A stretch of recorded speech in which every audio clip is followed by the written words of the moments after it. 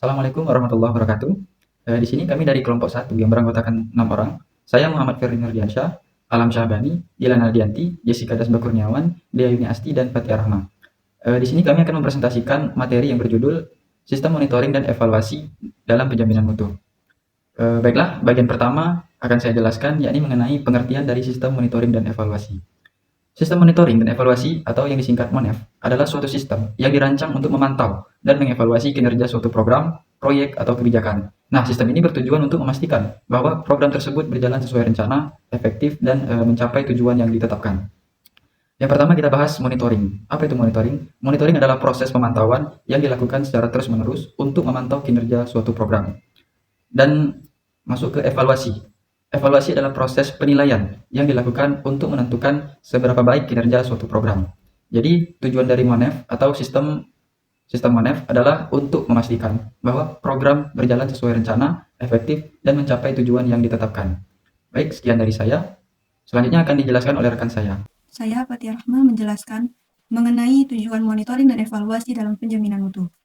Tujuan utama dari monitoring dan evaluasi dalam penjaminan mutu adalah untuk yang pertama, meningkatkan kualitas. Monitoring dan evaluasi membantu mengidentifikasi area yang perlu diperbaiki dan meningkatkan kualitas program atau kebijakan. Yang kedua, memastikan efektivitas. Monitoring dan evaluasi dapat membantu menilai seberapa efektif program atau kebijakan dalam mencapai tujuan yang ditetapkan. Yang ketiga, memantau kemajuan. Monitoring dan evaluasi membantu memantau kemajuan program atau kebijakan dan mengidentifikasi hambatan yang dihadapi. Yang keempat, membuat keputusan. Dapat memberikan informasi yang berharga untuk pengambilan keputusan yang tepat dan efektif. Sekian penjelasan dari saya, dilanjutkan oleh pemateri berikutnya. Baiklah, di sini saya akan melanjutkan materi mengenai prosedur sistem monitoring dan evaluasi dalam penjaminan mutu. Terdapat 4 prosedur. Yang pertama yaitu perencanaan, yaitu menentukan tujuan, sasaran, dan indikator keberhasilan program atau kebijakan. Yang kedua yaitu pelaksanaan, yaitu mengumpulkan data dan informasi tentang pelaksanaan program atau kebijakan. Yang ketiga yaitu analisis, yaitu menganalisis data dan informasi yang terkumpul untuk menilai kinerja program atau kebijakan. Yang keempat yaitu pelaporan, yaitu menyusun laporan hasil yang berisi temuan, rekomendasi, dan rencana tindak lanjut. Sekian pemaparan materi dari saya dan akan dilanjutkan oleh pemateri selanjutnya. Pada kesempatan kali ini, saya akan menjelaskan mengenai metode mutu monitoring dan evaluasi dalam penjaminan mutu. Setidaknya ada 5 metode. Yang pertama ialah metode dokumentasi. Metode ini menggunakan data dari berbagai laporan kegiatan, seperti laporan tahunan, semesteran, bulanan, ataupun borang akreditasi. Yang kedua ada metode FGD, atau Focus Group Discussion. Metode ini memperoleh informasi dari berbagai pemangku kepentingan melalui diskusi dan juga cross-check data. Yang ketiga ada metode observasi. Metode ini mengamati langsung pelaksanaan program atau kebijakan untuk mendapatkan data yang lebih realistis dan juga akurat. Yang keempat ada metode wawancara.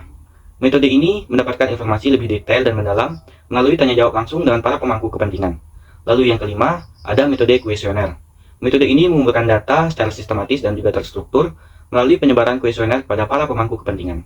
Demikian penjelasan dari saya dan dilanjutkan oleh pemateri selanjutnya. Baik, di sini saya akan melanjutkan materi selanjutnya yaitu tentang tantangan mengimplementasikan evaluasi dan monitoring dalam penjaminan mutu. Yang pertama yaitu kurangnya sumber daya. Keterbatasan sumber daya manusia, anggaran, teknologi dapat menghambat pelaksanaan monitoring dan evaluasi yang efektif.